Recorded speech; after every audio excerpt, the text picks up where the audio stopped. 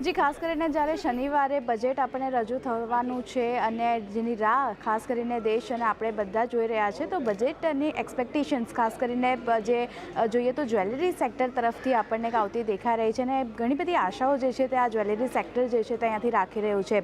નજર કરી લઈએ તો તેમની પહેલી જે માંગ છે તે ખાસ કરીને ઇમ્પોર્ટ ડ્યુટીને લઈને બનતી દેખાઈ રહી છે. 6% ઇમ્પોર્ટ ડ્યુટી ઘટાડીને 3% કરવાની માંગ જ્વેલરી સેક્ટર તરફથી આવતી દેખાઈ રહી છે. સાથે જ ઇન્ડિયા નેશનલ બુલિયન એક્સચેન્જ દ્વારા ઇમ્પોર્ટ જે છે તેના પર 0.5% અત્યારે લાભ મળી રહ્યો છે તેમને. તો આ લાભ ખાસ કરીને હજી વધારે મળે એની માટે તેઓ ઇમ્પોર્ટ ડ્યુટી ઓછી કરવાની માંગ કરી રહ્યા છે. સાથે જ જીએસટી બોન્ડેડ વેરહાઉસની સ્થાપના પણ કરવામાં આવે, જેથી સોનાની ખરીદી વેચાણ માટે એક સરળતા બની શકે એની માટે તેઓએ આ માંગ જે છે તે સરકાર સમક્ષ રાખી છે. માત્ર ઇન્ડિયા ઇન્ટરનેશનલ બુલિયન એક્સચેન્જ દ્વારા જ સોનાની ઇમ્પોર્ટને ખાસ કરીને સોનાના ઇમ્પોર્ટને મંજૂરી આપવી જોઈએ સરકારે, તેવું પણ તેમના તરફથી એક નિવેદન જે છે તે બનતું દેખાયું છે સરકાર માટે. અને સ્થાનિક ટ્રેડર્સ માટે ગિફ્ટ સિટી ખાતે જ્વેલરી એક્સપોર્ટ સેન્ટરનું પણ સેટઅપ જે છે તે થવું જોઈએ. ખાસ કરીને જ્વેલરી ઇન્ડસ્ટ્રી માટે એવું કોઈ ખાસ અત્યારે સ્પેસિફિક સેટઅપ નથી, તો આ સેટઅપ કરવાની તેમની માંગ તેમણે કરી છે. સાથે જ જ્વેલરી માટે સમગ્ર ભારતમાં સોના અને ચાંદી માટે ફરજિયાત હોલમાર્કિંગ હોવું જોઈએ.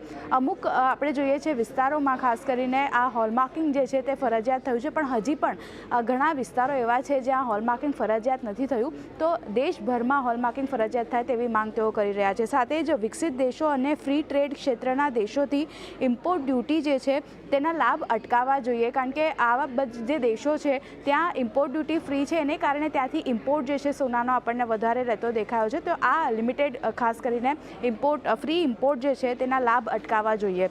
સાથે જ જ્વેલરી ખરીદવા પર ઈએમઆઈનો ઓપ્શન જે છે તે પણ ખાસ કરીને હવે આપવો જોઈએ ગ્રાહકોને, એટલે તેઓ વધારે ખરીદી કરી શકે. સાથે જ સોના અને જ્વેલરી સેલ્સ પર કેપિટલ ગેઇન્સ ટેક્સ જે છે તે ખાસ કરીને સંપૂર્ણ રીતે હટાવવાની માંગ તેઓએ કરી છે. આ માંગ એટલા માટે કરવામાં આવી છે કે આ જો કેપિટલ ગેઇન્સ ટેક્સ સંપૂર્ણપણે હટે છે તો પછી સોનાનું મોનેટાઇઝેશન અને ઇમ્પોર્ટ ડ્યુટી છે તેમાં આપણને ઘટાડો જોવા મળી શકે છે. એટલે માટે તેઓએ કેપિટલ ગેઇન ટેક્સ હટાવવાની માંગ કરી છે. અને જેમ્સ એન્ડ જ્વેલરી સેક્ટરની વાત કરી લઈએ તો સિંગલ રેગ્યુલેટર આ બંને માટે તેઓએ માંગ કરી છે કે જેમ્સ એન્ડ જ્વેલરી સેક્ટર માટે ઓવરઓલ સેક્ટર માટે એક રેગ્યુલેટર જે છે સિંગલ રેગ્યુલેટર તેમને આપવું જોઈએ. તો આ સમગ્ર માંગ જે આપણે જોઈ રહ્યા છે ખાસ કરીને જ્વેલરી ઇન્ડસ્ટ્રીઝની સરકાર તરફથી બનતી દેખાઈ રહી છે.